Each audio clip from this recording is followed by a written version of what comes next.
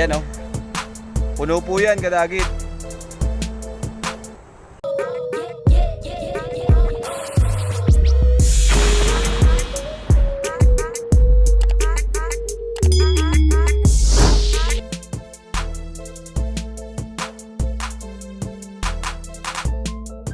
Yon, what's up mga kadagit. Andito ako ngayon sa bukid. Dito ako nangunguha ng gagamba dati. Maliit pa ako. Medyo malapit lang naman. So, may Tagalog ako dito. Ayan, kita nyo naman. Yan oh. Puno po yan kadagit. Pakakawalan natin yan. Picture na lang boss. Para makakita. One. Sige, picture mo lang. Tutok mo friend.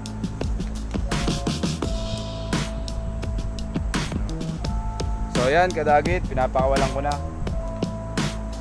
Dito naman yung iba. Ayan o, nakita nyo naman. Pakitutok.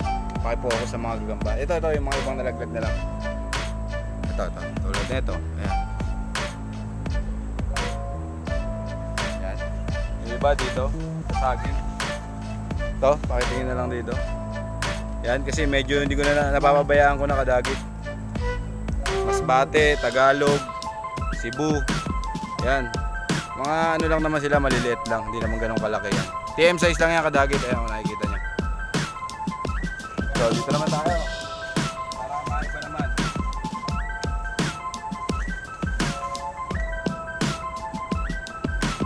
So, teka lang.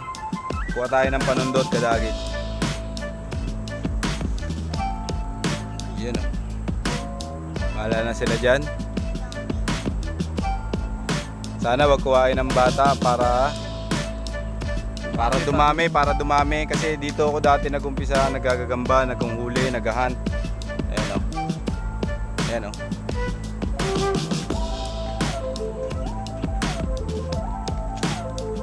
Yan, tinatakta ko na para mabilis. So, lipat tayong pwesto. Dito naman tayo sa may kawayan. Sabi po.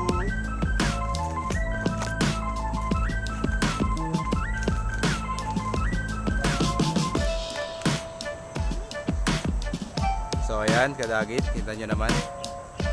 I-release po natin yan. Para po mag-umpisa tayo magparami. Para sa mga kabataan, kondisyon na yan, hindi pa nakakakain yan. Ayan o.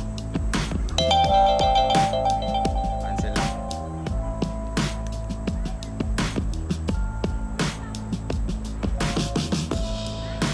Ayan o.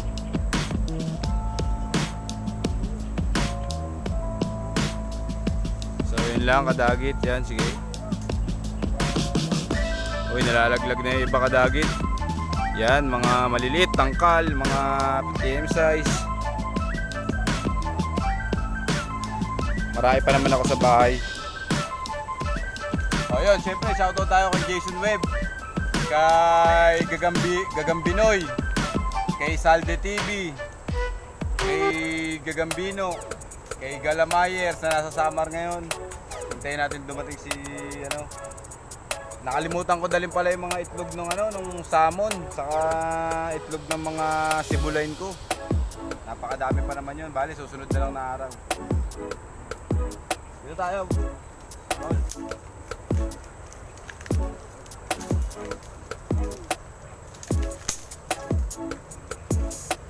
So ayan, kitang-kita nyo. Huwag mo na kapakita tol. Ang gagamba na lang. Ayan o. Iba, malalakas po. Lalaki po. Ayan o.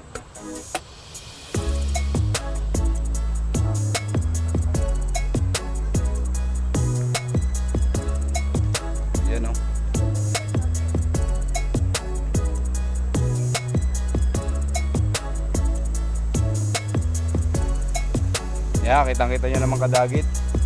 Bahala na sila kung saan sila pupunta, kung paano sila magpaparami.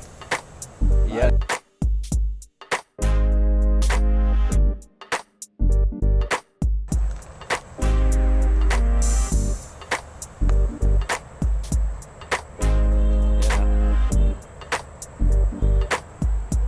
So, yun mga kadagit. Yun lang. Maraming salamat sa inyo. Sana dumami sila at magparami para sa susunod na henerasyon, yung mga kabataan. Yun lang. Maraming salamat sa inyo and God bless.